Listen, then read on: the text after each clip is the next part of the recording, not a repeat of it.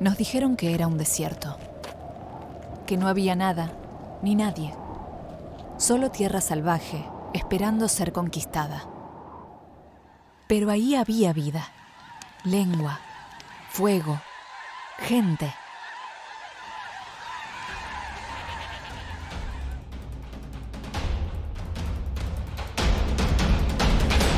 Soy Natalia Lenzner y esto es Pasado Reescrito, el podcast donde viajamos al pasado para escuchar lo que no siempre nos quisieron contar. Hoy, la campaña al desierto, a un desierto que nunca estuvo vacío.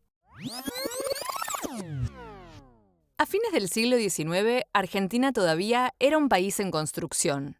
La nación buscaba afirmarse, unificar su territorio y trazar fronteras. En el sur, la Patagonia era vista como un vacío, como un límite, una amenaza. Pero no estaba vacía, estaba habitada. Vivían allí los mapuches, los tehuelches, los ranqueles, los puelches, pueblos con lenguas, saberes, comercio, rutas propias. Algunos resistían, otros negociaban, pero todos molestaban. En 1875, el ministro de Guerra Adolfo Alsina propuso una zanja, literal, una trinchera para frenar los malones y acuerdos con caciques. Pero esa estrategia fue reemplazada por otra más definitiva. En 1879, el general Julio Argentino Roca lideró una expedición militar hacia el sur conocida como la Campaña del Desierto. Su objetivo declarado: El sur debe ser nuestro. No hay nación posible mientras los bárbaros dominen la Patagonia. Militarmente la llamaron Campaña al Desierto, porque según los documentos oficiales, esas tierras estaban deshabitadas, sin ley, sin historia, sin dueños. Desierto no era una descripción geográfica, era una decisión política.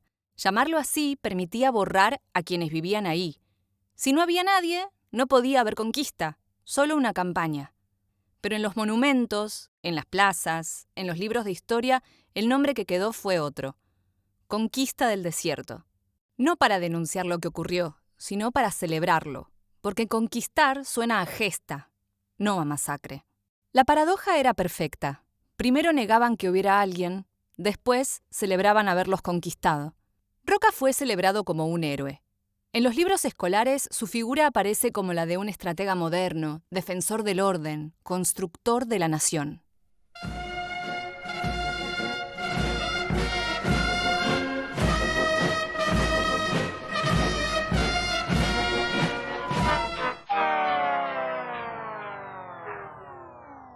Pero esa no es toda la historia.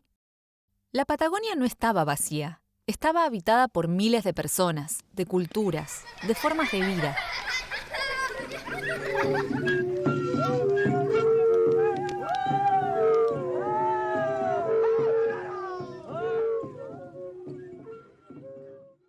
Eran pueblos con lengua propia, saberes medicinales, organización social. No eran invasores, no eran salvajes, eran originarios. La campaña de Roca fue sistemática.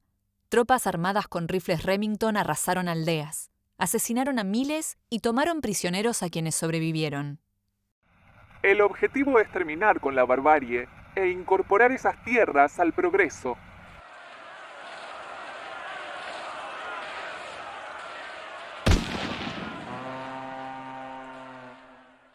¿Progreso? ¿Para quién? Detrás del discurso de civilización había negocios. El Estado financió la campaña, pero las tierras fueron repartidas entre militares, empresarios y aliados políticos. Miles de hectáreas pasaron a manos privadas. Así nacieron muchas de las grandes estancias del sur. Así se consolidó la élite terrateniente. ¿Y los pueblos originarios? ¿Qué fue de ellos? Se calcula que al menos 15.000 indígenas fueron asesinados o murieron durante la campaña. Otros 15.000 fueron capturados.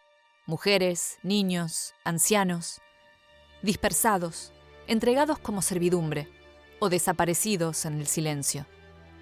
Algunos fueron incluso llevados a exposiciones en Buenos Aires y hasta en París, donde eran mostrados como rarezas. Hoy, muchas calles siguen llevando sus nombres: Roca, Villegas, Aráoz. Están en escuelas, plazas, avenidas. Para algunos son héroes. Para otros, asesinos. Tal vez lo que falta no es memoria, es contexto.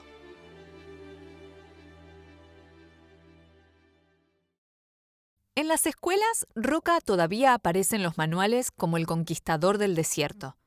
En actos escolares, los chicos lo dibujan con uniforme militar, como si fuera un prócer más. Se habla del avance de la frontera, del progreso, de la civilización, pero casi nunca se menciona que ese avance costó miles de vidas, ni que ese desierto estaba lleno de familias, de idiomas, de historias. ¿Qué pasa cuando el pasado se enseña sin preguntas? ¿Qué pasa cuando la historia se resume en una frase, en una lámina, en una estatua de bronce? Mi abuela decía que su mamá hablaba mapudungun, pero dejó de hablarlo porque en la escuela le pegaban. Y así se construyó el silencio.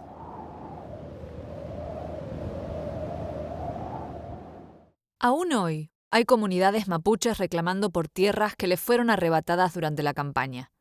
Algunas fueron judicializadas, otras desalojadas por la fuerza. Miembros de la comunidad mapuche fueron detenidos tras ocupar una estancia privada en Río Negro. Violencia mapuche, peligro en el sur. En los medios se los llama usurpadores, terroristas, antipatria, pero a veces lo que fue despojo, con el tiempo se vuelve propiedad. Y ahí empieza otro conflicto, el del presente.